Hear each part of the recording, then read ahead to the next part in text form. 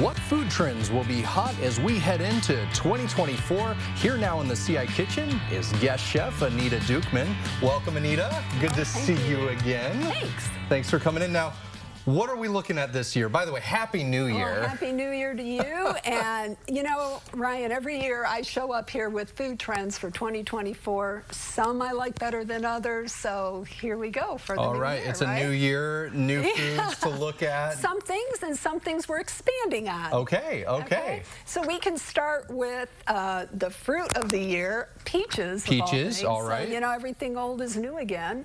Yes. And you'll see them, again, continuing to be in jams and teas, but you're going to find them mixed with other things that are popular, like that pepper right there. And that is peaches and peppers. Yes. So sweet and spicy. Sweet and spicy. Interesting. So this particular is a Calabrian pepper from Italy.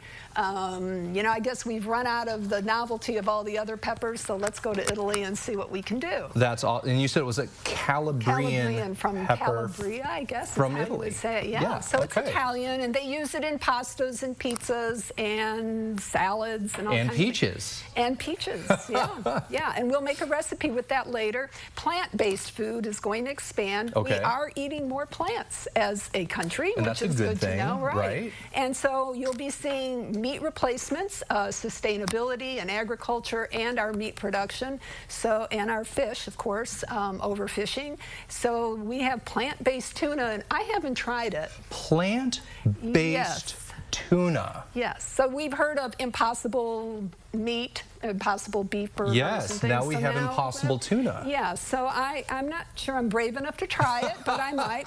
The grain of the year is buckwheat. So you're going to be seeing that. This is buckwheat granola. You know, I love buckwheat, actually. I used to make parfaits with buckwheat. Right. Well, now you're going to be doing that again. I'm excited to hear that. And then sodas are going to have extra things added to it. Okay. So mushrooms being the big one. Mushrooms and soda. Right. So we're focusing on health span, not lifespan. Health span, okay. Is that... So all things healthy. Mushrooms are known to be immune boosting, and they do all kinds of great things for your health. And so we're including them in lots of things. So all right. And also we're concerned about our mood this year and our stress level. So here you have a coffee with mushrooms added to it, and then our cola, and I think this is root beer.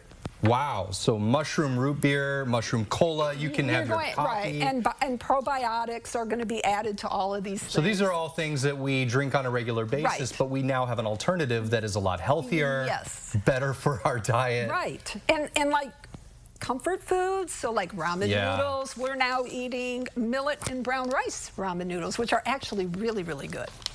That's incredible. I eat way too much ramen. Well, try that. I'm going to have to give that a try. Quick food, because we are about convenience, and this ramen noodle soup. And soups are popular since the pandemic, and they continue to be. Convenience. But now it's health food and convenience combined. Right. Health span. Health span. Yes. I like that. Health span. That's fantastic.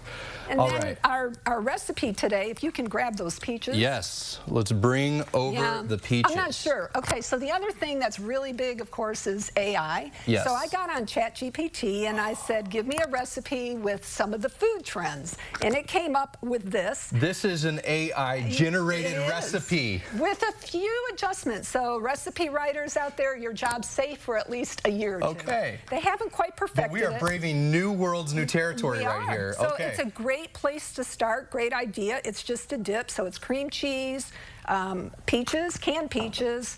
This is Greek yogurt, just plain Greek yogurt.